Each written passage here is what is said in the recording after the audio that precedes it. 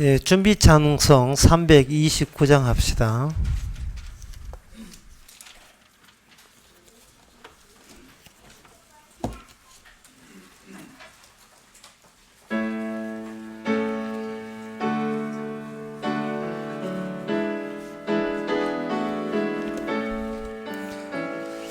형제여 지체 말라 왜 거기서 방황하나 은혜를 입은 자 중에 주 너희를 두시려네 오라 오라 지체 말고 오라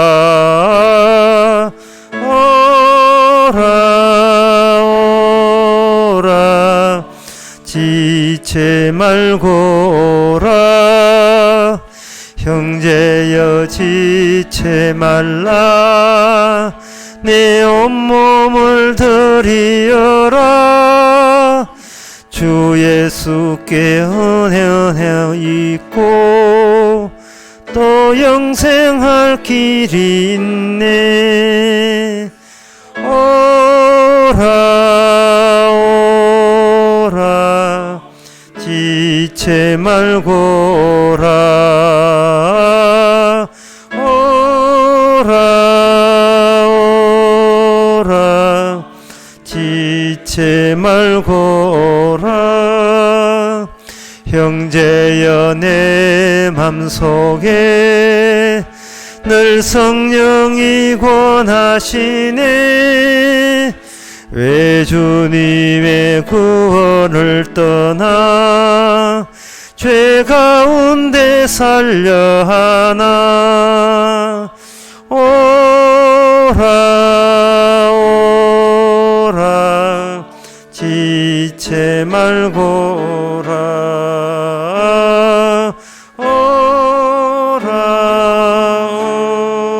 오라 지체 말고 오라 형제여 지체 말라 이 기회를 잊지 말라 주 너희에게 복 주실 때니 곧 주 앞에 나오라 오라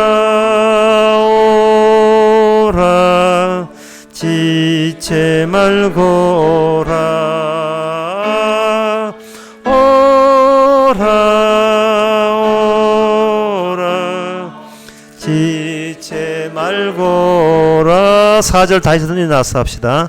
형제여 지체 말라 이 기회를 잊지 말라 주 너에게 복 주실 때니 곧 주 앞에 나오라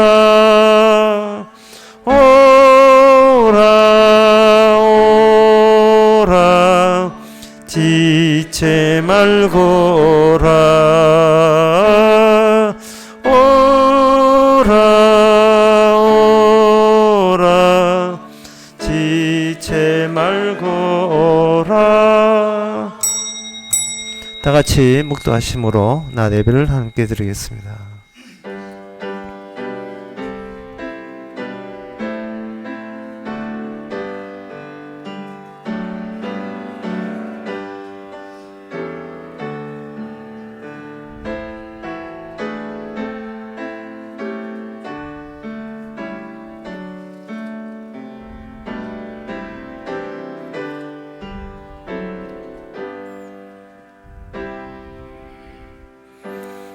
전능하사 천지를 만드신 하나님 아버지를 내가 믿사오며 그 외아들 우리 주 예수 그리스도를 믿사오니 이런 성령이 잉태하사 동년 마리게 나시고 본디오 빌라도에게 고난을 받아사 십자가에 못 박혀 죽으시고 장사한 지 사흘 만에 죽은 자 가운데서 다시 살아나시며 하늘에 오르사 전능하신 하나님 우편에 앉아 계시다가 이로써 산자와 죽은 자를 심판하러 오시리라. 성령을 믿사오며 거룩한 광야와 성도와 소통하는 것과 죄를 사하여 주시는 것과 몸이 되지 사는 것과 영원히 사는 것을 믿사옵나이다. 아멘. 나는 나의 완전함에 행하오리니 나를 구속하시고 긍휼히 여기소서. 내 발이 평탄한 데 섰사오니 회중에서 여호와를 송축하리이다. 하나님, 저희들을 불쌍히 여겨 주시옵소서. 주님의 진리와 주님의 도가 저희들의 인생을 평탄한 데 서게 하실 그런 내용인 것을 저희들이 받아들이게 하옵소서. 예수님의 이름으로 기도합나이다. 아멘. 교동문 43번입니다.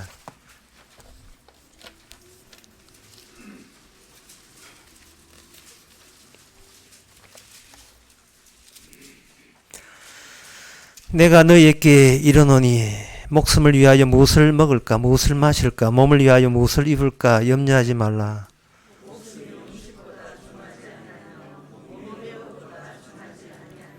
공중의 새를 보라. 심지도 않고 거두지도 않고 창고에 모아 들이지도 아니하되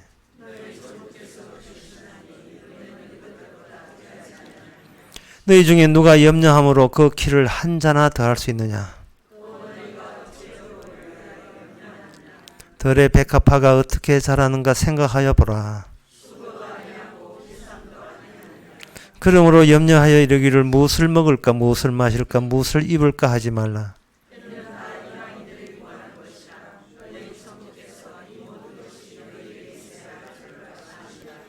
너희는 먼저 그의 나라와 그의 의를 구하라. 아멘. 자리에 앉으셔서 찬송가 47장 합시다.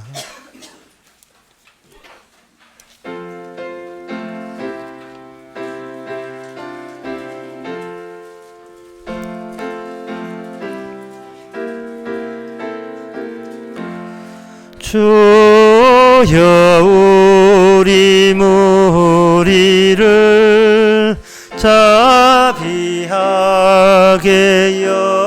여기사 크신 복을 주시고 주의 얼굴 뵈소서.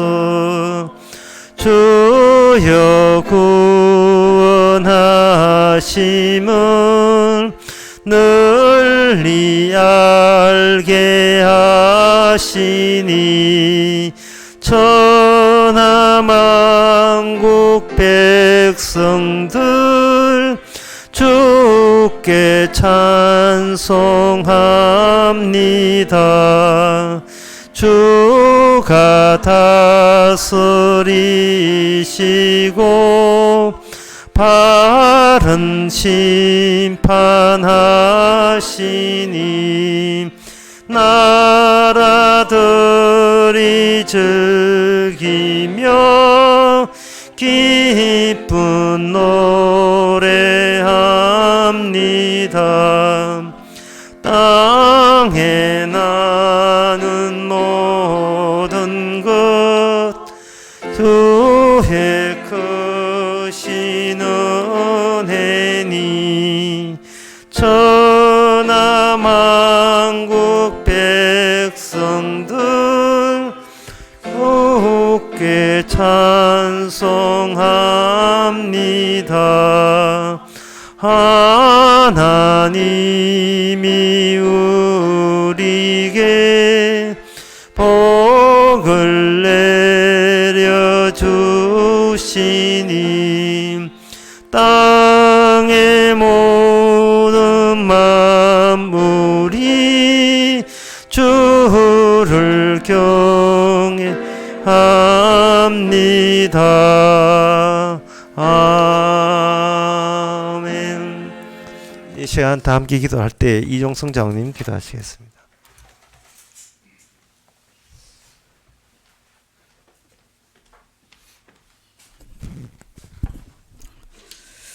하나님 아버지, 눈에 보이는 이 현실이 이 전부임을 알고 살아왔습니다.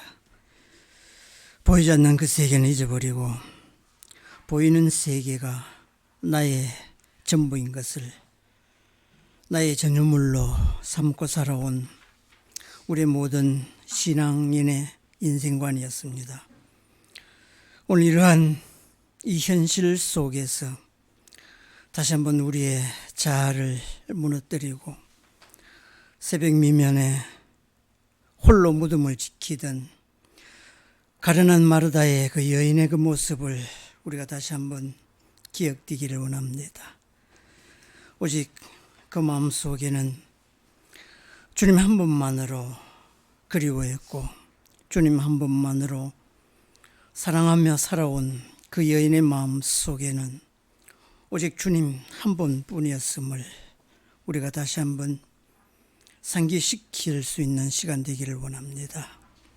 그래서 이 땅에서 내가 가장 소중한 것이 정말 무엇인지 깨달을 수 있게 하시고 그 소중한 분이 바로 주님임을 이 시간을 통하여 고백되어지기를 원합니다. 이 시간도 말씀 속에 다시 한번 깊이 들어갈 수 있게 하시고 주님 함께 사모하는 귀한 시간 되게 하옵소서. 예수님 이름으로 기도드립니다. 아멘.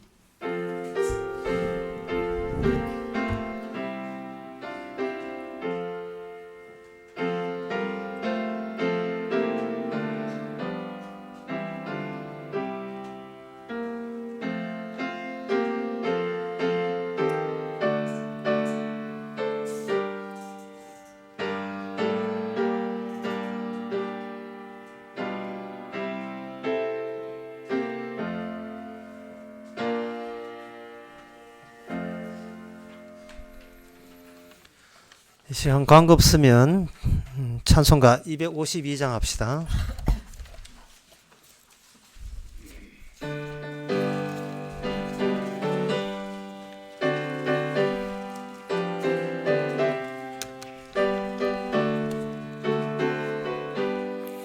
깊은 소리 들리니 예수 구원하신다.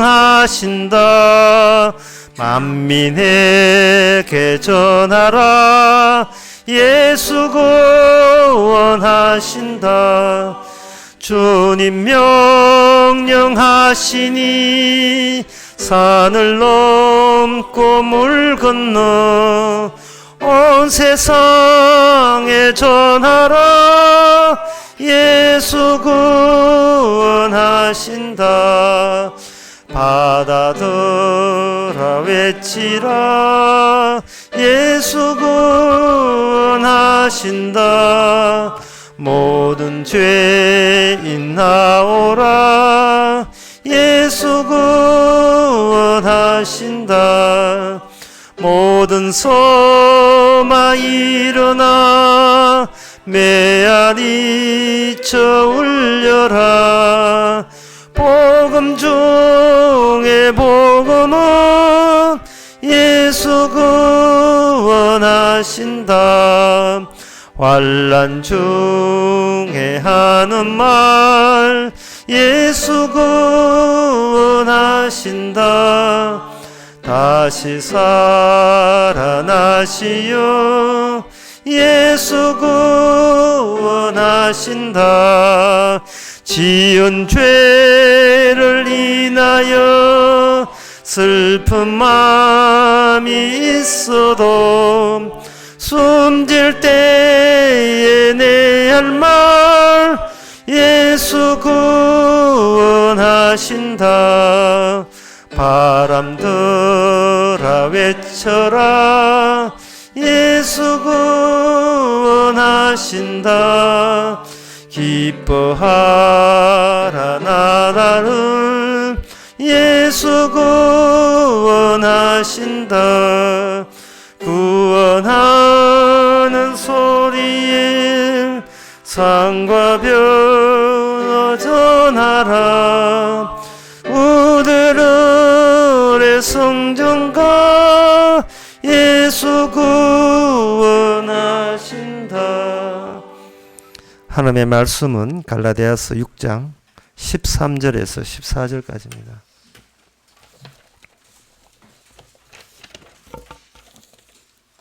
신약성경 309페이지입니다. 제가 읽습니다. 할례 받은 저희라도 스스로 율법을는 지키지 아니하고 너희로 할례 받게 하려는 것은 너희의 육체로 자랑하려 함이니라. 그러나 내게는 우리 주 예수 그리스도의 십자가 외에는 결코 자랑할 것이 없으니 그리스도로 말미암아 세상이 나를 대하여 십자가에 못 박히고 내가 또한 세상에 대하여 그러하니라. 아멘. 14절의 말씀이 상당히 충격적인 말씀이기 때문에 이 말씀을 이해하기 위해서는 13절을 거쳐봐야 됩니다. 13절의 말씀은 뭐냐면 모든 인간은 나름대로의 자기의 자랑거리를 내세우는데 그 자랑거리가 뭐냐면은 자기의 육체의 역사, 육체를 가지고 했던 것들을 자랑하게 된다라고 이야기하였어요. 14절 말씀 십자가 이야기를 빼자 이 말. 십자가 이야기를 제껴버리고 13절 한 절만 놓고 본다면 그것은 사도 바울이 사람은 자기 자신을 자랑합니다라고 했을 때에 14절 생각 안 하고 13절을 그것만 두게 된다면 그게 뭐가 나쁜데? 다들 그래 살아가잖아. 그 인간 인간 사는 게 원래 그런 거야. 자기 자신을 자랑하기 위해서 사는 그걸 가지고 티 잡으면 안 되지. 그렇지 않은 사람 나와라 그래 없어. 이렇게 될 거다 이 말이죠. 사람들이 교회 나오는 그 노동조차도 자기의 인생을 괜찮은 인생으로 전환시키기 위해서 나오잖아요. 나오기 전보다 나오고 난 뒤에 자기 신상이 좀 더 나아지고 자기 기대치가 만족스럽다면 나오지 말라도 나옵니다. 하나님이 전능하신 하나님의 힘의 도움으로서 지금 초라하게 살아가는 내 모습이 지금보다 훨씬 더 낫다면 그 누가 뭐래도 그 복 받다고 이야기할 거예요. 집에 물 새는데 하나님 믿어서 물이 갑자기 안 샌다든지 그런 기적이 있으면 하나님의 덕을 톡톡히 보는 거죠. 따라서 이 사도 바울은 뭐라고 하면 그걸 육체의 모양 내는 건데 그건 다 헛것같고 사도 바울은 이야기하지만 그 사도 바울의 이야기를 듣고 있는 우리 입장에서는 상당히 황당한 거예요. 어쩌라고 사는 게 그건데 그래 그거 말고 무슨 목적이 있어. 밀어붙일 걸 알아서 밀어붙이지 너무 심하게 밀어붙이는 게 아닌가 이렇게 생각하는 겁니다. 인간이라 하는 것은 이 세상 자체가 육체에 집결이 되어 있어요. 집결되기 때문에 인간들은 살아갈 때 그냥 살지 않고 견주면서 살아가요. 내가 저 사람처럼 되면 나는 성공한 거다. 나 저 사람 되면 안 된 것을 나는 다행스럽게 여긴다. 이 세상 사람들은 자기 눈앞에 전부 다 진열되어 있습니다. 각가지의 다양함으로 진열 쫙 돼 있어가지고 마치 그 접시 돌아다니면서 그 초밥집 접시 돌아다니는 초밥집 뭐 하나 골라 먹듯이 나 저렇게 될래, 나 저렇게 될래. 딱딱 찝어가지고 접시 한 차에 3,000원 이래가지고 자기 앞에 전부 다 가져오는 거예요. 남 사이판에 놀러 가니까 나도 사이판에 놀러 갈래. 태풍이라 불어라. 전부 다 이거는 남들이 흉내 내는 거예요. 남들이 모방하는 거예요. 그게 남주하라고 하는 것이 아니라 내가 생각할 때 내가 미흡함이 없는 완벽한 육신을 갖추고 이것을 남한테 과시하기 위해서 그렇게 살아갑니다. 그것을 13절에서 한마디로 이렇게 했어요. 육체의 티를 되게 내내 하는 식으로 이렇게 몰아붙이죠. 14절이 없다고 한다면 우리는 그것을 체크할 문제가 아니다. 탓할 문제도 아니다 이 말이죠. 사도 바울은 말합니다. 내가 아는 한 천국 못 간다. 육체의 자기의 모양에 관심이 있고 견줌의 대상들이 세상에서 찾아낸다면 그것은 너희들이 네가 사는 세상의 정체를 모르고 있다고 이야기하는 겁니다. 사도 바울이 그렇게 얘기하는 거예요. 마태복음 4장에 예수님께서 공생에 나시기 전에 제일 먼저 누굴 만나냐 하면 악마를 만났거든요. 악마를 만났는데 악마라 해가지고 뭐 험상궂게 인상이 더럽다든지 이런 게 아니에요.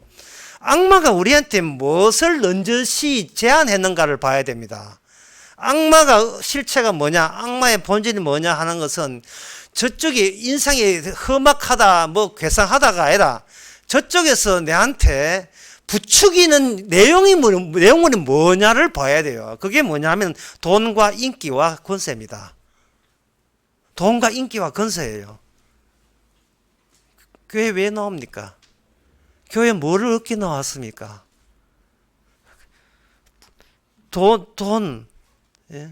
그 다음에 인기, 남이 날 알아주는 거, 세상적인 권세 또는 건강 문제. 그것이 집대성되면 그걸 두 자로 행복이라고 이야기하죠. 행복하려고 교회 나왔다. 그러면 내가 교회 나오기 전에 내 마음속에 은근히 그걸 노리고 나왔다면 그거는 교회에 마귀가 앉아 있는 것과 똑같은 거예요. 하나님과 거래하겠다는 겁니다. 나와줬으니까, 헌금했으니까 이거 달라는 거예요. 그럼 하나님께서 이야기하죠. 네가 누구 대표로 나왔느냐? 너는 지금 이 앉아있는 게 마귀 대표로 나왔다. 마태복음 4장에 봐라. 예수님께 맞닥뜨린 그 자가 예수님을 할 때 때리질 않았어요. 예수님을 폭력을 행한 게 아니고 유혹이라 했어요. 네 원하는 거 내 줄게. 네 원하는 거 내 줄게. 하나님 믿는데 다 그것도 이유가 있어야 될 거 아니냐? 하나님 믿으면 이거 줄게 라고 나오는 거예요. 이 거래한 겁니다. 그러니까 성경 이야기하면 모르겠다고 자꾸 내가 뭐 목사도 아닌데 뭐 성경 모릅니다.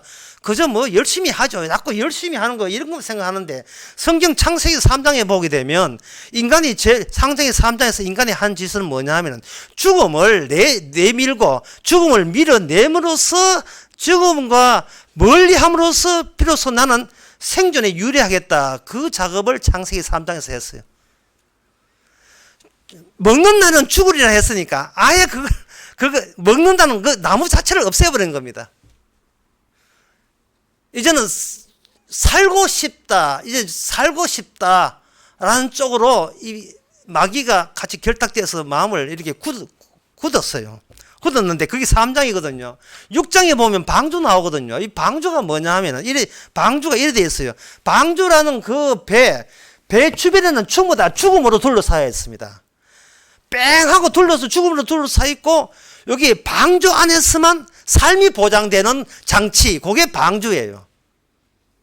그래서 그 방주 안에 들어있는 8식구는 그 엄마 놓아보고 엄마 그 자식들 그 며느리하고 이렇게 8명인데 뭐 밥 돌라 빵 돌라 그런 소리 하면 안 돼요. 그들은 무엇으로 사느냐? 생존으로 사는 게 아니고 생존으로 사는 게 어떻게 행복으로 사는 게 아니라 거기에서 어떻게 터잡고 방주 안에서 어떻게 해보겠다는 것이 아니고 뭐하고 대조를 하고 비교하느냐 하면 아버지 우리 큰일 날 뻔했지요. 그지요? 라고 그걸 대조하는 거예요. 지금 요 잣나무로 만드는 그 방주 두께만 나가면 거기는 물의 심판입니다. 시급한 거예요. 그걸 하나님의 언약이라 합니다. 하나님의 언약은 경계선을 의미하고 이쪽 바깥과 안쪽을 늘 대비하면서 살아가라 하는 뜻이 언약입니다. 여기 14절에 보면 이렇게 되어 있어요. 그러나 내게는 우리 주 예수 그리스도의 십자가 외에는 결국 자랑할 것이 없으니 십자가를 목걸이 만들지 마세요. 이게 십자가 달랑달랑 해가지고 이것만 자랑해야 돼요. 그게 십자가는 그런 뜻이 아니고 십자가의 볼 뜻은 그 뒤에 나옵니다. 그리스도로 말미암아 세상에 나에 대해서 십자가에 못 박히고 내가 또한 세상에 대해서 그러하니라 이렇게 되어 있어요. 방주의 구조하고 십자가 구조하고 같은 언약이니까 똑같아요. 우리는 성도는 하나의 경계선에 위치하고 있습니다. 저 십자가 안에 있는 나의 처지와 십자가 바깥에 있는 저 사람의 처지가 이건 비교가 안 될 정도로 큰 차이라는 거예요. 마태복음 16장 26절에 그런 말씀이 있죠. 사람이 온 천을 얻고도 네 목숨 잃으면 무슨 소용이 있느냐라고 했어요. 반문하듯이 성경 기록되어 있어요. 네가 온 천을 얻고도 온천을 얻고도 네 몫을 잃으면 그게 무슨 소용이 있느냐. 지금 그 말씀을 예수님이 하시는 이유는 뭐냐 하면은 지금 너희들은 온천하만 기대하고 교회에 나온다는 거예요. 온천하만. 온천을 다 가진 사람, 그 5자로 해서 방탄소년다. 다 가졌어, 다 가졌어. 그 방탄소년단 수행원만 해도 100명이에요. 이번에 훈장 탔잖아요. 많은 가수하는 청소년들의 아이돌입니다. 희망, 우상이 돼요. 우상. 나는 언제 저렇게 인기 얻는가? 그래봤자 십자가 바깥에서 일어난 일입니다. 노아 홍수 안에서, 노아 홍수 벌어지는 비 오는 곳에서 일어난 일이에요. 언약이라는 의미는 그쪽과 계속 비교하면서 시급했다는 마음을 가지면서 약간이 많이 좀 미안해야 돼요. 왜냐하면 나도 저들과 같이 망해야 마땅한데 주여 저한테 왜 이렇게 나오시십니까? 저를 왜 이렇게 대우하십니까? 저를 그만한 대우받을 자격도 안 되는데 왜 이러십니까? 도대체 내가 이런 대우를 받을 만한 위치에 있다는 것이 어디에 근거해서 그렇습니까? 라고 알기 위해서 교회에 나오셔야 돼요. 그냥 받아 챙겼다고 헤헤거리지 말고 도대체 하나님께서는 무슨 일을 하셨는데 어떤 일을 하셨기에 천국 받을 입장도 못 되고 갈 자격도 없는 내가 왜 천국 지금 가고 있는 중이고 이미 도착한 겁니까? 라고 반문하듯이 와야 돼요. 그래서 사도 바울은 육체의 모욕과 십자가를 날카롭게 지금 대비하고 있는 겁니다. 십자가의 혜택이 어떤 거냐 하면은 뭐 죽어서 천당 가는 거, 죽어서 나온 건데 좋은 데 가는 거 그거는 나중 문제고, 지금 십자가 안에 어떤 혜택이 있냐 하면은 어떤 누구도 여러분들을 흉보거나 어떤 것도 여러분을 집착할 게 아무것도 없다고 생각해 보세요. 길에 나갔는데 나를 흉볼 사람은 다 죽어버리고 아무도 없고 나를 책할 사람은 아무도 없다고 생각해 보세요. 이거는 신나는 일입니다. 지금 그 혜택을 여러분들 누리고 있습니까? 누려야 돼요. 그거 누려야 돼요. 이 눈치 저 눈치 보고 살면 안 돼요. 그것은 하나님이 여러분들을 십자가 안에서 구원해 주신 하나님의 혜택을 못 오가고 있는 겁니다. 온 천하보다 귀한 거예요. 온 천하보다 귀한 게 어떤 긴지 어떤 누구도 나를 책할 수가 없어요. 내가 무슨 짓을 하든 어떤 누구도 책할 수 없을 뿐더러 더 중요한 것은 내가 나를 책하지 마세요. 십자가는 괜히 있는 게 아닙니다. 목걸이 만들고 다워 댕기는 게 아니에요. 나마저 나를 책망할 권한 없음. 이게 십자가입니다. 주님께서 용서했기에, 주님께서 더 이상 너를 책망하지 않기에, 내가 책망하지 않는다는데 너라도 너를 책망해서는 안 된다. 제발 너가 너를 놔줘라는 겁니다. 그 인간의 나라라는 것은 지난 시간에 했지만 인간의 나라라는 것은 어디서 만들어졌는가? 악마가 다스리는 이 세상에서 조작된 거예요. 유혹에 의해서 유혹에 맞춰 살다 보니까 남들 보기에 그럴싸한 인간 되고자 노력했던, 그렇게 해서 만든 남이다, 나. 그 나를 없애야 돼요. 여러분들 구약에 욥이라는 게 욥이라는 이야기가 나오는데 욥의 1장에 보게, 욥의 전체 흐름을 이렇게 보게 되면 이런 내용이 흐름을 흘러가고 있습니다. 처음에 욥에게는 자식 10명이 있었고 그 다음에 부자였다. 이야기가 그렇게 시작됩니다. 그런데 초반에 하나님께서 그 사탄과 내기를 해요. 내기를 해가지고 모든 걸 뺏어봐라. 욥은 내가 건드리기 때문에 절대로 이거는 하나님을 배신할 사람 아니다. 이렇게 내기를 걸었어요. 그래서 악마가 와서 모든 걸 뺏었어요. 여기서 욥이 이랬는데 주신 자도 하나님이요 가져가신 자 하나님이라는 고백을 초반에 그렇게 합니다. 초반에. 그 말은 뭐냐 하면 욥은 자기 것이 없이 살았다는 것을 말합니다. 자기 것이 없이. 그러니 하나님 보시기에도 자신만만한 거예요. 모든 사단, 모든 가정의 화근이 어디서 나오냐 하면은 내 거 왜 건드리십니까? 이거부터 나오잖아요. 이 사람 대 사람과의 시비 거는 것도 뭐냐? 내 자존심 왜 건드리는 것부터 시작된다고요. 내가 그동안 얼마나 공들여서 온 인생인데 얼마나 나를 가꾸고 관리했던 거거든요. 욥이 이야기하는 것은 자기 관리는 절대로 신앙이 아니라는 거예요. 자기 관리만 하면 할수록 점점 더 멀어져 가요. 신앙과는. 더 철저하고 완벽하게 살면 살수록 천국과는 멀어지고 지옥은 가깝고 그렇습니다. 중요한 걸 할 때는 적어 놓으세요. 자기 관리한다는 것은 자기를 출시하는 타인의 눈을 의식하고 있다는 게 그게 가짜나예요. 욥은 자식 10명이 있었고 아이고 다 귀한 자식이죠. 많은 재산이 있었습니다. 보통 사는 것 같으면 요즘 사는 것 같으면 그 몸과 그 재산과 자기는 하나예요. 하나입니다. 내 앞에 사람들이 진열되듯이 육체의 모양이 진열되듯이 남들 보기에 나도 하나의 표준으로서 그 앞에 등장하다 이 말이죠. 남자는 차에 이렇게 꽂힙니다. 차에 대해서 관심이 많아요.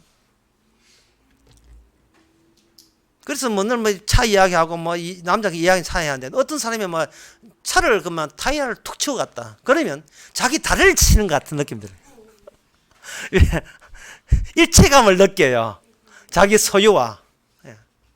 만약에 어떤 여자분의 여자의 가방을 이렇게 좀 이렇게 건드리면 꼭 자기를 건드리는 것 같잖아요. 모든 자활학하는 것은 그냥 나 자아있다고 하는 것이 아니고 내 노동으로 얻어진 어떤 사물과 물체를 앞장 세워서 그걸 나의 점검물로 내 잘남의 점검물로 이렇게 등장하는 겁니다. 욥은 그게 없었어요. 제 거 아니었습니다. 그러면 욥은 1장과 2장으로 욥 이야기가 끝나야 돼요. 근데 욥이 길게 40몇 장까지 길게 가잖아요. 도대체 그 이야기는 왜 필요했던가요? 어떤 자식이라든지 그리고 내 그 재산 같은 것은 날아가도 나는 남아있잖아요. 하나님께서 궁극적으로 욥을 통해서 이야기하고자 하는 것은 신앙이라 하는 것은 재산 날아간다고 해서 제 거 아닙니다. 자식 준다 해서 제 거 아닙니다. 라에만 거기 멈춰서는 안 되고 내가 너 자신을 건드리겠다. 이것에 대해서 건드렸을 때 과연 사람은 가만히 있겠는가? 욥은 가만히 있지 않았습니다. 그래서 욥기에서 이야기하는 것은 뭐냐면 너라고 하는 나 자신이 하는 것마저 나의 것이 아님까지 더 나아가야 된다는 거예요. 그럼 자살할까요? 그래서 욥을 보면 자기를 죽여달라고 했어요. 하나님, 제가 태어난 것부터 잘못되었습니다. 하나님 말합니다. 네가 네 자신을 지키기 위해서, 네 가치를 지키기 위해서 네가 태어난 게 아니다. 네는 태어난 이유도 모르면서 태어났다. 그렇게 해서 시비 걸며 하고 있습니다. 그건 뭐냐? 하나님께서 너 자신을 잃어버리는 것은 돌을 닦는다든지 자살을 한다는 그 방법이 아니고 그냥 그대로 있대 바로 주님께서 나의 존재를 대신하고 있음을 알리기 위해서 일시적으로 이 땅에 태어난 거예요. 이 말 상당히 어렵죠. 나를 안 건드려도 나보다 더 나 같은 분이 등장해서 나는 그 앞에서 나는 아무것도 아닌 존재답고 자기에 대한 기억이 없는 것, 자기에 대한 생각을 하지 않고 자기에 대한 관심이 없는 게 그게 바로 나를 없애버리는 방법이다. 그게 욥기예요.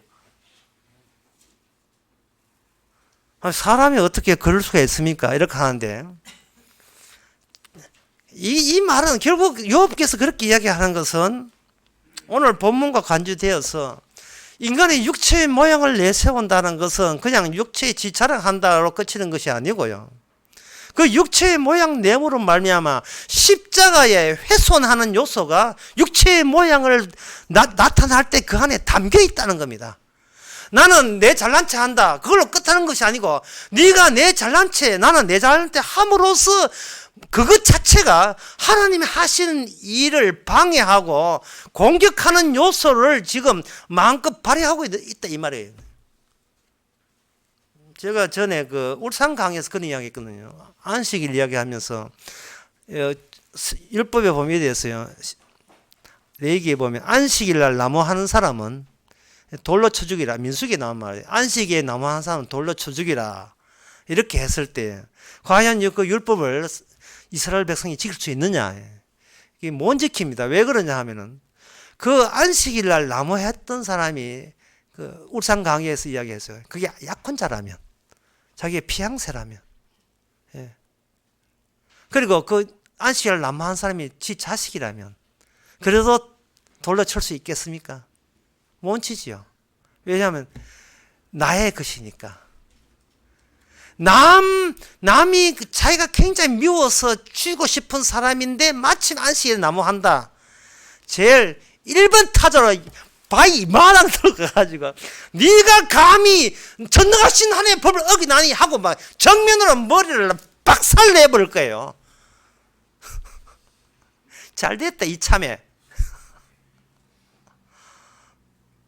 그러나 그 율법이 내가 율법 위반할 때는 이 핑계 저 핑계 사회적 핑계가 됐다. 어떻게 사회가 악해가지고 어떻게 친구를 잘 만나서 전부 다 남 탓 돌리잖아요. 율법은 남을 비판하는 그 비판의 검을 네 자신에게 돌려라며. 네 자신에게. 예? 남 비판을 너 자신에게 한번 돌려봐라. 이게 율법의 기능입니다. 예수님은 남 비평하러 오신 분이 아니에요. 비평받는 자기 백성의 그 비평받음을, 하나님의 비평받음을 자기 몸으로 그걸 인수인계하신 분이에요. 내가 맞아마.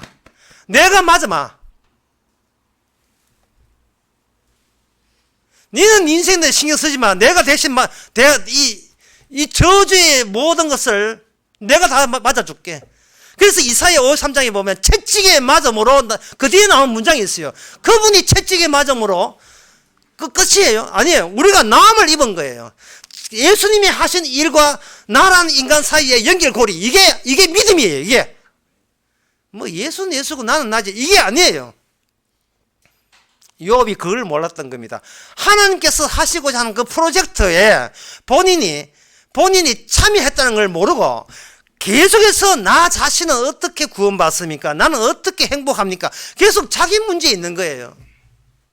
자기 문제에서 손을 놓아버려야 되는 겁니다. 그 점을 알려주기 위해서 마태복음 17장에 보면 변화산 이야기가 나옵니다. 변화산 이야기가 뭐냐면,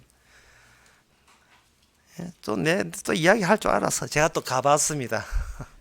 다볼산에 올라가서 뺑뺑이 돌아가지고 올라갔는데, 오후 5시 너무 늦어서 못 나갔지만 그 바깥에서 봤어요.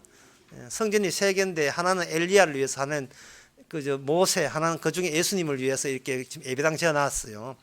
그 변화산에서 저쪽에 3분, 이쪽에 3분이거든요. 예수님, 모세, 엘리야가 등장했습니다. 3자는 숫자에 맞춰서 이쪽에 12제자 가운데 임원진들 3명 모았어요. 야고보, 베드로, 요한. 이 3사람이 올라갑니다. 왔는데 이쪽 지상에서 올라온 예수님의 제자 중에 뽑힌 3명이 이게 현실이냐, 이게 실제냐, 이걸 하나님의 대표하는 인물이냐, 아니면 모세와 엘리야와 예수님이 하나님의 뜻을 대표하느냐 하면 대조해 보라 이 말이죠. 3사람이 올라가가지고 좋아도 너무 좋았지요. 해같이 빛났으니까 조명 씻을 필요 없습니다. 그래서 베드로가 그냥 튀어나왔어요. 여기가 좋다는 거예요. 여기가 좋다는 겁니다. 무슨 말이냐 하면 나를 생각하지 않는 이 장소가 좋다는 겁니다. 이 비슷한 이야기가 고린도후서 12장에 보면 사도 바울이 삼층천에 올라갔을 때 고백과 비슷해요. 거기에 보면 뭐냐 하면은 내가 삼층천에 올라갔는데 너무 좋았다는 겁니다. 그 너무 좋았다는 표현을 이렇게 해요. 내가 어디 있는, 내가 누군지도 모를 정도로 좋았다는 겁니다. 내가 누군지를 모른다는 말은 내가 지금 몇 평짜리 아파트 사는지, 내가 지금 앞으로 내 월급이 얼마인지, 그것조차 생각나지 않을 정도로 좋다는 겁니다. 온 천하를 얻고도, 예, 자기 몫을 잃으면 소용없듯이, 모든 걸 얻은 사람 앞에서는, 이거는 이 세상에 있는 것은 아주 이게 시시한 일, 생각할 필요도 없는 일, 집에 물 새는 것은 문제 끝도 안 돼. 그건 5천하에 포함되는데 아무것도 아니에요. 만약에 그런 것이 문제 끌린다면 여러분들은 유혹받아요. 돈과 인기와 권세, 주가라는 그 유혹자한테 자꾸 말려들 수가 있습니다. 자기 자신을 잊어버리는 거, 누가 날 욕할 것이라든가 뒤에서 험담할 것이라는 거, 그것조차도 생각할 필요 없어요. 야, 참 저는 얼마나 감사한지. 우리 교회 오전 예배 때 남자 성도님들이 돌아가면서 기도하는데 나는 반 빠질 줄 알았어요. 왜? 이 기도한다, 남 앞에 기도한다는 것이 평소에 살아가는 모습과 연결식을 볼 때에 이거는 정말 도망치고 싶은 순간이 아니겠습니까? 예? 만약 여기서 이렇게 기도하는데 기도할 동안에 그 기도 듣는 사람이나 동영상을 보는 사람들이 뭐라 하겠어요? 하는 꼬라지하고 기도하고 뭐 영 안 맞네 뭐 이런 식으로 상상만 해도 끔찍한 어떤 뒷담화들이 얼마나 기숭숭하게 만들겠어요. 예? 아니 기성교회야 나와 그 매뉴얼에 나와 있으니까 당일부터 어린아이까지 해가 남북 통일부터 다 해가지고 다 이쪽 쭉 해가 하면 되지만 그런 것을 아주 시시거리면서 싫어하는 이 마당에서 기도를 이렇게 한다는 것은 너무 가혹한 처벌이십니다. 차라리 내 목숨을 거두어 주옵소서 이렇게 나올 까 있어요. 그래서 저는 한 반토막 반타작하면 남는 거다. 안 하시면 할 수 없죠. 스스 하세요 이렇게 했지만 아직까지는 이어지고 있어요. 지속적으로. 언제까지까지 장담 못합니다. 예. 그 육체의 모양에서 13절을 생각하지 아니하면 14절 십자가 이야기를 14절 말씀을 전혀 이해 못해요. 14절 말씀 대하기에 주저스러운데 아주 하나도 설명 안 했어요. 14절 내용은 뭐냐 하면은 여기 14절에 나는 십자가만 자랑한다 했거든요. 이거는 무슨 말이냐 하면은 죽음을 자랑한다는 뜻이에요. 십자가라고 거창하게 할 필요 없이 나의 죽음을 자랑한다는 겁니다. 자, 어느 20대가 있는데 그 20대가 결혼을 앞두고 어떤 아가씨하고 선자리에 나갔다 칩시다. 호텔 커피숍 앉아가지고 커피 해가지고 낯선 사람이지만 낯선 타인이지만 이렇게 만났어요. 그 이제 이야기를 해야 될 거 아닙니까? 아이고 참하시네요. 아이고 성실해 보이십니다 하고 말도 대도 않은 입에 달린 소리 해가지고 이 파토 안 내려고 이제 애를 쓰는데 쭉 이제 이야기가 한 5분 이야기 끝내면 이 첫인상으로 마감되는데 이야기가 자꾸 길어져요. 10분 20분 길어지게 되면 드디어 본질이 다 드러나거든요. 그런데 20대의 은혜를 받은 어떤 사람이 그 20대 후반의 청년이 말하기를 저는 정말 기뻐요. 왜냐하면 저는 죽는다는 게 그렇게 기뻐요. 라는 이야기를 선자리에서 해보세요. 상대방 여자는 기절 촉박할 거예요. 아니, 곧 죽을 사람하고 결혼한다면 자기 인생 후회되겠어요. 자기 인생은 이거는 손해보잖아요. 십자가라는 게 그런 거예요. 만약에 어느 가정이 있는데 연세 80, 90 내가지고 나 죽는다 하면요, 아이고 빨리 잘 됐어 빨리 죽으세요 하겠든지, 이제 50대 좀 된 가정이 여보 나는 너무 기뻐 은혜 받아가지고 나 곧 죽을 거야 너무 기뻐 나 십자가에 보니까 죽음을 자랑하였어 나 죽음을 자랑할 거야 나의 죽음을 자랑할 거야 이렇게 나온다면 다른 식구들이 고등학교 다니는 여고생 딸이나 아들들이 아빠 이거 그러시면 안 돼요 말릴 거예요. 그 정도로 인간에게는 죽음을 자랑한다는 것은 없습니다. 이거는 그런 인간은 없어요. 그래서 제가 이거 단도직입 얘기합니다. 13절에 있는 사람의 모든 사람입니다. 그리고 14절에 있는 사람은 없어요. 그렇게 14절을 그냥 보기만 보세요.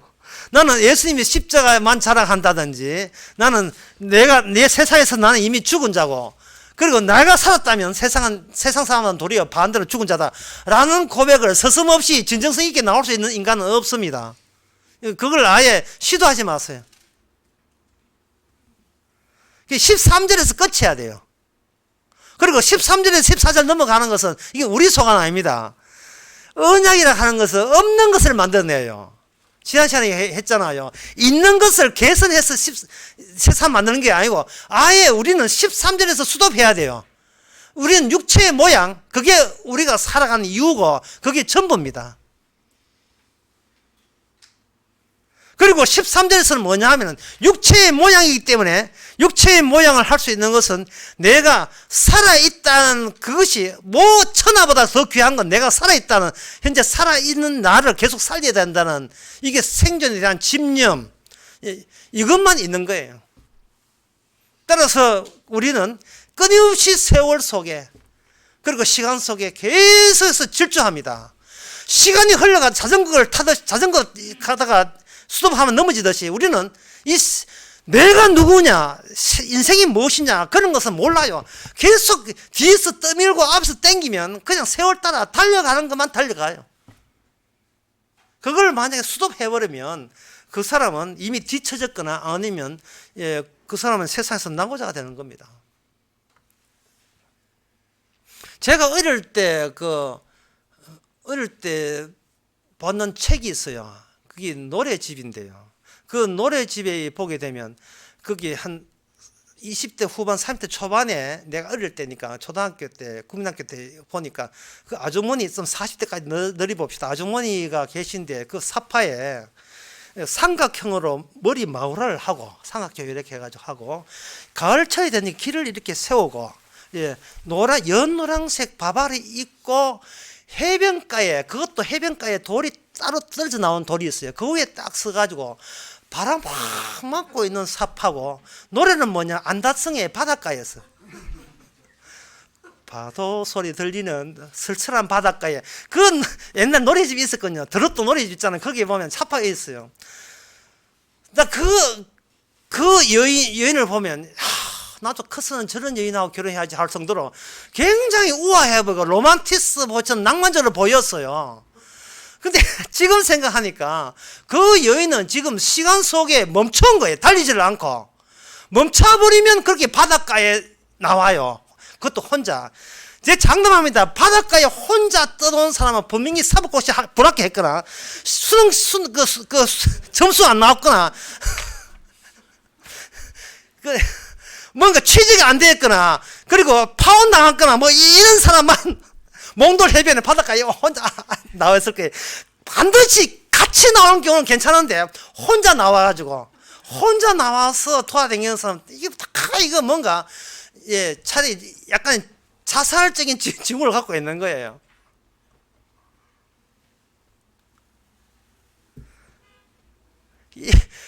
그러니까 이게 낭만적을 적인다 하는 것은 뭔가 사는 것이 잘 수월하지 않고 지금 내 뜻대로 안 된다는 거예요. 그러니까 그 바닷가는 육지의 끝이잖아요. 그만 들어가 버릴까 하는 생각으로 나와 있는 겁니다. 그 정도로 이 세상은 내가 누군지, 사는 게 뭔지, 죽는 것이 하나님이 누군지 관심 하나도 없습니다. 그저 유행 따라서 단풍 들면 탕 따라서 이게 803 이때 놓치면 안 된다. 차 살모가 그냥 남 하는 대로 따라가기 바쁘지 내가 누구냐를 관심 두지 않아요. 시간 속에 정지하면 자빠지고 넘어집니다. 이게 인생이에요. 그런데 14절은 뭐냐? 세워라 내워라 가거라. 나는 이미 운명은 확정된 겁니다. 결정난 거예요. 아무 걱정 없어요. 사도행전 27장 24절에 제가 한번 읽어드리겠습니다. 사도행전 27장은 어떤 대목이냐 하면 사도 바울이 이제 로마로 가는 도중에 지중해에서 풍랑이 일었습니다. 유라굴라는 풍랑이 일었고 그 풍랑에서 모든 사람, 배 타는 사람은 다 죽게 되었어요. 얼마나 풍랑이 배를 흔들어 대는지 아주 죽으라고 흔들어 대요. 마치 예수님께서 갈릴리 바다 갔을 때 풍랑이 일어나가지고 12제자 타고 가는 배를 막 죽으라고 흔들어 내가지고 이래도 안 죽어 하는 식으로 그렇게 심술을 부리면서 움직이는 그 대목과 같은 대목입니다. 그 대목을 제가 읽어보게 되면 그 사도 바울이 그 폭풍 속에서, 제목은 폭풍 속인데 폭풍 속에서 뭐라고 되냐 하면, 내가 나의 속한 바 곧 나의 섬기는 하나님이 사자가 어젯밤에 내 곁에 서서 말하를, 바울아 두려워 말라, 내가 가이사 앞에 서야 하겠고 또 하나님께서 너와 함께 행선한 자를 다 내게 주셨다 하였으니 라는 고백을 했어요. 라는 고백을. 이게 바로 오늘 본문의 14절의 고백입니다. 십자가 안에 있다는 것은 반드시 무엇을 주위에 둘러싸냐 하면 육체의 모양을 내는 사람께 완전 포위된 가운데서의 십자가입니다. 십자가라는 것은 없습니다. 십자가는 없고 우리가 뭐 있어야 건너가지고 없는데 뭐예요? 없어요. 없는데 우리 주변에 뭐가 몰려오냐 하면 세상의 육체의 모양, 세상의 유혹과 세상의 자랑거리 이런 것들로 완전 우리를 포위하게 될 때 그때 주께서 저 사람들과 너의 차이점을 알려주기 위해서 사도 바울에게 폭풍 속에서 내가 너와 함께 있다고 알려주는 겁니다. 제가 하는 이 말은 상당히 어려운 말인데 무슨 말이냐 하면 내 힘으로 신앙생활 한다든지 바르게 신앙생활을 하려고 하지 말라는 이야기입니다. 내가 신앙을 잘하게 되면 하나님이 기쁜 게 아니고 없애야 될, 기억하지 말아야 될, 관심 두지 말아야 될 내가 자꾸 관심이 더 가져가요. 그러면 나는 내가 관심 둔 나를 내가 포기를 못하게 돼 있어요.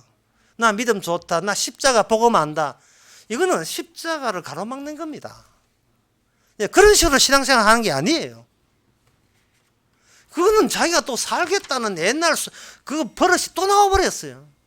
목사님은 어떻게 하면 신앙생활을 잘할 수 있습니까? 저는 답변, 하지 마세요.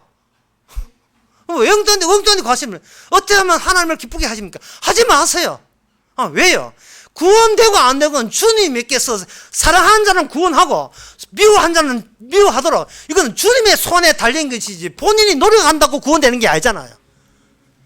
노력한다고. 사람에게 희망과 기대를 줘서는 안 돼요. 그러면 사람과 기대와 희망을 줘버리면 사람은 노림수를 가지고 그 목표를 달성하려고 한 순간부터 그 사람은 자기 자신을 버리기에 더욱더 힘들어요. 그것도 유혹입니다. 악마의 유혹입니다. 다만 우리가 알아야 될 것은 뭐냐면 지금 이 세상 자체가 폭풍이라는 거예요. 방탄소년단 폭풍, 엑소, 뭐가 이름도 모르는 그런 뭐 여러 가지의 온갖 문화, IT 산업, 인공지능, 수많은 유혹들, 그 유혹의 폭풍 속에 살아가고 있습니다. 좋아 안 할 수가 없어요. 따라 안 할 수가 없습니다. 그들과 견주어서 그들보다 미진한 것에 대해서 굉장히 내가 인생 못났다, 나는 인간도 아니야, 저것도 못 해보고 평생에 나 골프도 못 쳐보고 이게 뭐 남자야, 뭐 자꾸 이런 생각 들 거예요. 그거는 그게 바로 폭풍 속입니다.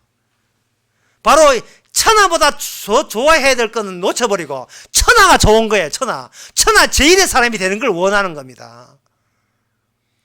애들한테 물어보세요. 니 커서 뭐 될래? 커서 뭐 될래? 엄마 나 커서 죽을 거야. 그래, 그게 바로 주의 뜻이야. 이렇게 가르치고 주고받는 대화가, 다정한 대화가 가정에서 나올 수가 없습니다. 그걸 이렇게 해서 뭐냐 하면은 이것이 바로 욕망의 세 가지 요소가 생산의 연결과 등록의 연결과 소비의 연결을 했어요. 생산의 연결을 하는 것은 계속 내 욕망이, 내가 주인의 욕망이 내 몸을 통해서 욕심을 생산해내는 그 중심체가 나라는 거. 그 내가 욕망을 다스리는 게 아니고 욕망을 내가 매일같이 나를 건드리고 있는 인생을 살아가고 있다는 거. 이거는 내가 어떻게 관리할 수가 없어요. 그 다음에 그 욕망 가지고 그 사람들은 그냥 일을 저지르는 게 아니고 어디에 등록해요. 소속의 욕구라 하는데 어디에 등록을 합니다. 이번에 여러분 보시다 뉴스에도 나오죠. 온두라스 있잖아요. 온두라스에서 1900km를 걸어가서 미국에 가겠다는 거예요. 완전 출애굽입니다. 생존을 위한 출애굽. 미국이 약속의 땅이에요. 미국 목표가 이렇게 힘들고 그 폭염 가운데서 애를 들고 1900km 갈 수 있다는 것은 오직 뭐 때문이냐? 바로 희망 때문에 희망. 희망이 사람을 어떤 좌절도 이기고 어떤 난간도 굴하는데 이겨낼 수 있다는 거예요. 의지의 온두라스. 그게 바로 악마의 짓입니다. 거의 살아남겠다는 거예요. 살겠다는 겁니다. 그러면 온두라스에 등록된 국민이 안 되고 미국 USA 등록된 욕망이고 싶은 거예요. 그래서 생산되어서 1900원 달리고 미국 가서 등록하겠다는 겁니다. 그것이 끝이 아니에요. 마지막에 뭐냐? 소비에 연결이 있어요. 이제는 내가 하고 내 자신을 욕망을 쌓는 욕망을 이제는 소비를 하는 데서 어떤 쾌락을 얻고 쾌감을 얻겠다는 거예요. 이게 바로 이 세상의 유동 이 세상의 모든 움직임은 이 세 가지로 다 표현되는 겁니다. 그렇다면 이제 14절 이제 넘어가야 돼요. 14절에. 그러면 14절의 이야기는 뭐냐? 다시 읽어보겠습니다. 그러나 내게는 우리 주 예수 그리스도의 십자가 외에는, 십자가라고 제가 아까 했는데 아까 제가 뭐라 하냐, 이건 죽음이죠. 우리 주 예수는 예수님의 죽음 외에는 자랑할 것 없으니 그리스도로 말미암아 세상에 나에 대해서 십자가에 못 박히고 또한 세상에 대해서 그러하니라 이래 있잖아요. 예수님이 십자가에 달렸을 때에 그때 해가 빛을 잃었다 했어요. 이건 뭐냐 하면 예수님의 십자가 죽음은 놀라운 능력이 있어서 평소에 있는 해와 달이 마치 인간을 위하라고 달린 해와 달이고 별이라고 생각하는 거예요. 과학자들이 그렇게 생각하는 겁니다. 화성이 있는 이유는 지구에서 온난화해가지고 문제 있으면 빨리 화성으로 건너가라고 화성 있고 달 건너가라고 있다고 생각하는 거예요. 인간들은. 이 우주에 지구와 똑같은 삶의 환경이 보장되는 그 별이 반드시 있을 것이라고, 그러한 행성이 있을 것이라고 생각하고 천문학자는 그게 목표, 희망을 걸고 지금도 어떤 어려움도 극복하면서 공부하고 있는 거예요. 그 과학이라는 것은 어디서부터 출발하냐 하면은 자기의 분수와 자기 위치를 모르는 데서부터 과학이 출발하는 겁니다. 나는 무조건 잘 돼야 되고 무조건 살아야 되고 이거부터 과학이 시작돼요. 과학은 진리가 아닙니다. 과학도 하나의 유혹이에요. 그러나 예수님이 십자가 달릴 때 해가 빛을 잃었어요. 다시 우리 하나님이 죽는데 이 해가 같이 보조 맞춰주는 겁니다. 하나님이 빛이 죽었다면 이 해도 빛을 잃어버리는 거예요. 슬펐어. 나는 주님 없이면 나는 살 가치도 없다 라고 해와 달과 별들이 그렇게 생각하는 겁니다. 아주 이거는 특이한 거예요. 십자가. 그 십자가가 오늘 나오는 이 십자가입니다. 따라서 십자가를 자랑한다, 십자가를 안다는 말은 뭐냐 하면은 죽음을 내 안에 심는 거예요. 살다 보면 죽겠지가 아니라 아예 죽음을 내 안에 임플란트 하는 겁니다. 임플란트를 여러분 치료받아 하신 분은 알겠지만 임플란트 할 때에 딱 뒤씌울 때 뭐라 하냐 하면 한번 다물어 보세요. 딱딱딱딱딱 소리 내보세요. 그러거든요. 죽음이 장착되고 난 뒤에도 사는데 지장 없는 걸 해보란 말이죠. 그렇다면 우리가 산다는 것은 뭐냐? 살다 보면 죽는 게 아니고 죽음의 일부로서 살아가는 거예요. 예수님의 십자가 죽음을 들추어내기 위해서 나는 누구 덕분에 살지라는 고백이 나오라고 이 땅에 살게 하시는 거예요. 나는 죽는데 왜 죽지라는 이유를 알기 위해서 오늘 또 살아서 차 몰고 이 교회까지 오신 겁니다. 산다는 것은 주님의 죽음에 합세하기 위한 참여자로 살아가는 거예요. 삶이 죽음의 일부입니다. 죽음의 재료가 되는 거죠. 그런 연관관계가 바로 믿음이라는 겁니다. 이게 믿음이에요. 주님의 십자가와 나의 삶이 관련성이 있다는 겁니다. 세상에 자기 육체의 모양을 주장하는, 육체의 모양을 남하고 유행 따라가는 사람의, 정신 팔려 있는 사람의 입에서 어떻게 내 안에 예수님의 죽음이 장착되어 있다는 것을 어떻게 그걸 고백이 나오겠습니까? 그래서 신자는 없습니다. 성도는 없어요. 없는데 하려고 하지 마세요. 우리는 태어나서 그냥 내 욕심대로 살다 그냥 갈 뿐이에요. 그런데 말입니다. 성령이 찾아오고 십자가 영이 찾아오고 주님이 폭풍 속에서, 이 유혹의 바다 속에서, 거기 속에서 사도 바울아 내가 너와 함께 있다는 주께서 우리에게 먼저 찾아오심으로 말미암아 나의 생명도 주님을 십자가를 전거하라고 주신 여분의 예수님의 생명이 되는 거예요.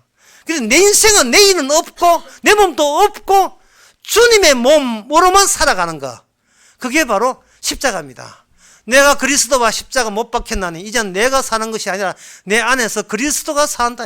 십자가를 운반하는 운반체예요. DNA 빼버리세요.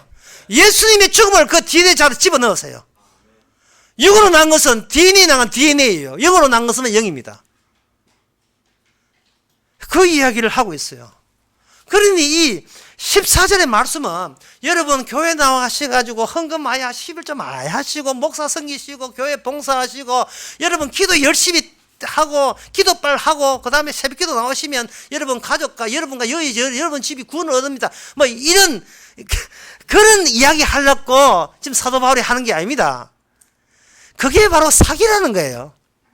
그런 소리 나온다는 게 사기라는 거예요. 왜?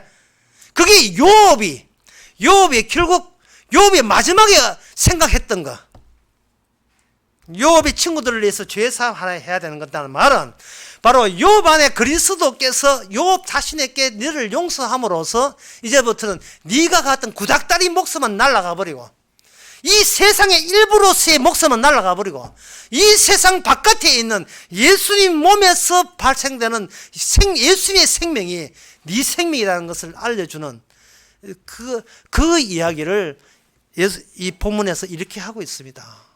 그렇다면 성도가 뭐냐? 성도는 방주입니다. 자, 방주는 뭐냐? 심판과 심판에서 면제됨을 가름하는 경계선이죠. 14절 끝에 보겠습니다.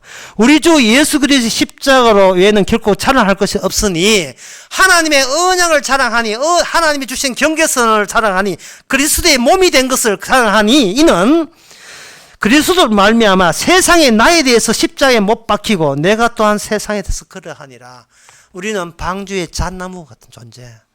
내 몸을 가지고 세상을 똑바로 보세요. 세상에서는 육체의 모양의 집합체, 진열장, 그거밖에 안 돼요. 그 바다예요.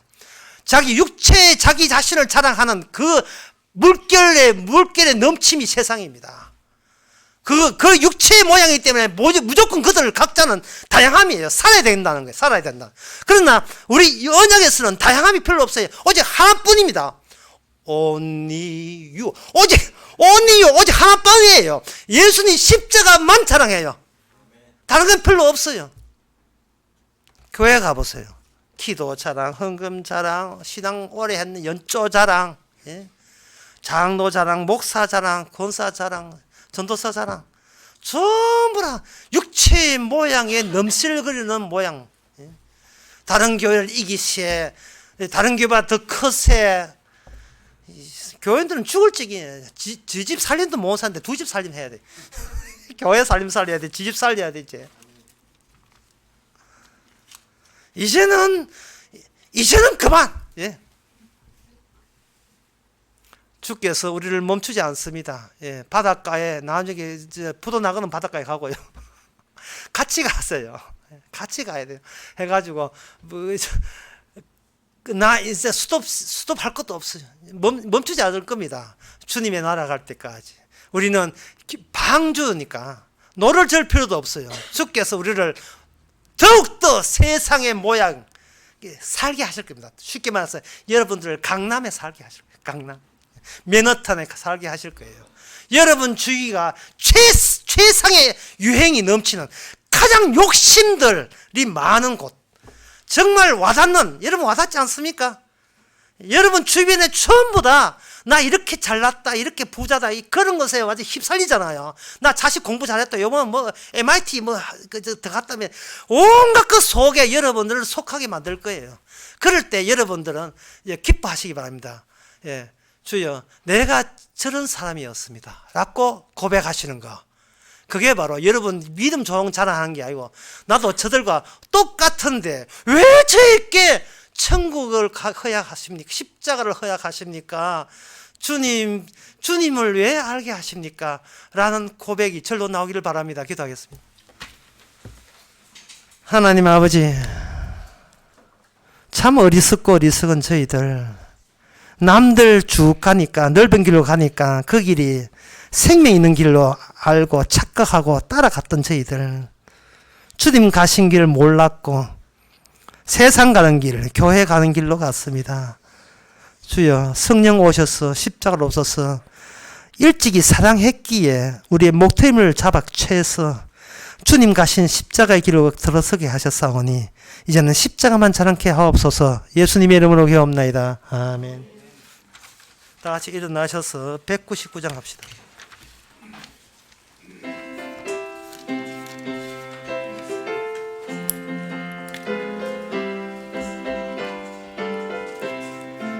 가사를 청해 보세요. 주 십자가를 지심으로 죄인을 구속하셨으니 그 피를 보고 믿는 자는 주의 진노를 면하겠네. 내가 그 피를 유월절 그 양의 피를 볼 때에 내가 너를 넘어가리라.